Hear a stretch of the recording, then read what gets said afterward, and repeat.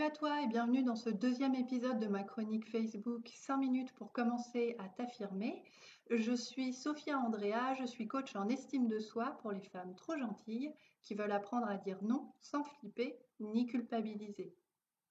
Aujourd'hui avec toi, je vais parler de deux idées reçues que je vois très fréquemment avec mes clientes en coaching et qui les empêchent de s'affirmer.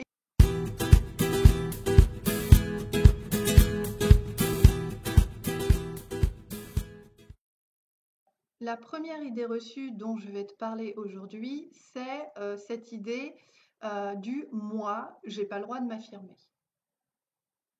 Après tout, c'est vrai, pour qui tu te prends?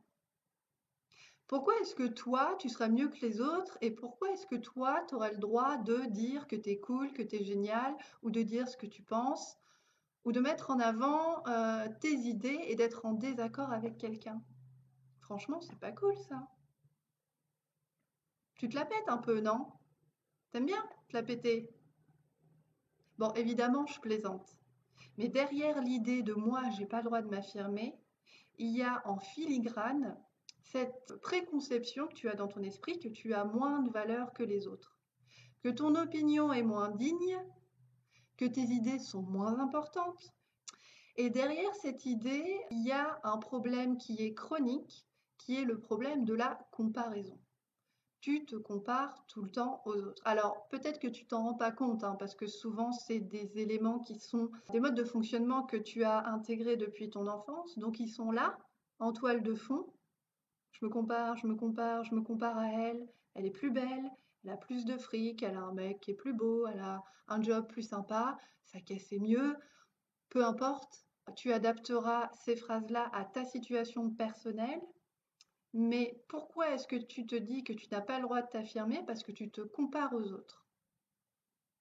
Et donc la solution pour commencer à dézinguer cette peur-là qui, toi, t'empêche d'avancer, cette idée-là, cette idée reçue, c'est de cesser de te comparer aux autres. Et donc de commencer à détecter cette petite voix à l'intérieur de ta tête. On en a toutes, hein, une petite voix à l'intérieur de notre tête qui va nous dire qu'on n'est pas assez bien. Donc une fois que tu commences à la débusquer et que tu commences à écouter ce que cette petite voix te dit, toi, tu peux te recentrer et commencer à arrêter de te comparer aux autres. Ok? L'idée étant que de toute façon, cette dynamique de comparaison perpétuelle te fait du mal parce qu'il y a toujours quelqu'un de mieux. En théorie, je veux dire, il y aura toujours quelqu'un qui va avoir plus de fric, qui va être plus belle, surtout si elle est photoshopée sur les couvertures de magazines. Qui va avoir plus de fric, qui va avoir tel mec. Voilà, c'est une course sans fin. On ne peut pas gagner cette course-là parce que c'est une course à la perfection et que c'est suffisamment difficile d'être soi-même et vulnérable devant les autres sans pour autant se rajouter une couche de perfectionnisme aigu.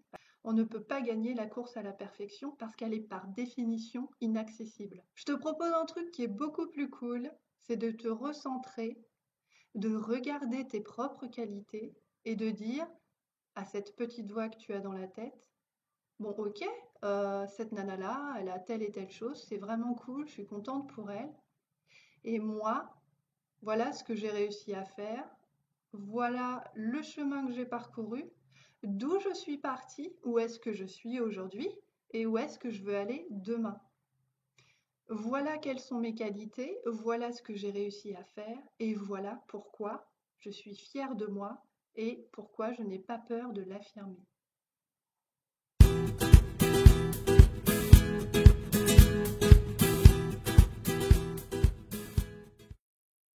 La deuxième idée reçue que je vois très souvent également avec mes clientes, c'est donc que se mettre en avant, c'est mal poli.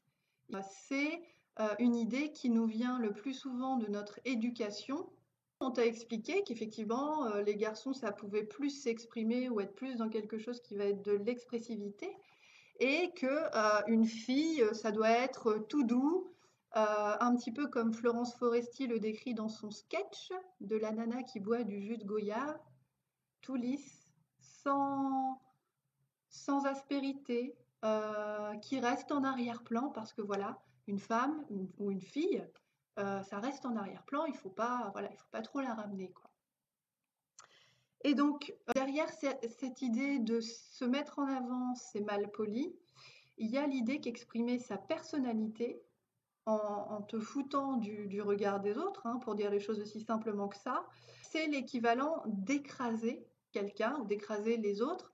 Les autres ont leur champ de responsabilité, toi tu as le tien.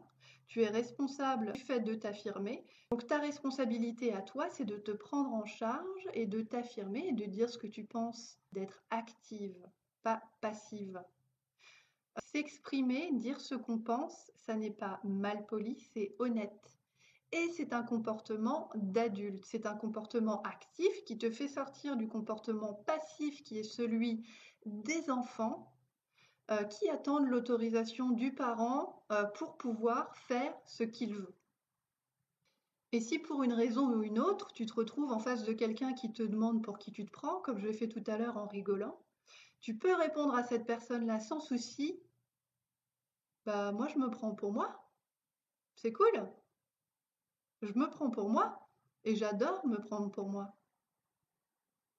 Et tu peux demander à cette personne-là, et toi, est-ce que tu te prends pour toi? Ou est-ce que tu te sens obligé de correspondre à ce qu'on attend de toi? De dire ce qu'il faut dire, même si ça n'est pas ce que tu penses. De dire oh oui, même si tu as envie de dire non.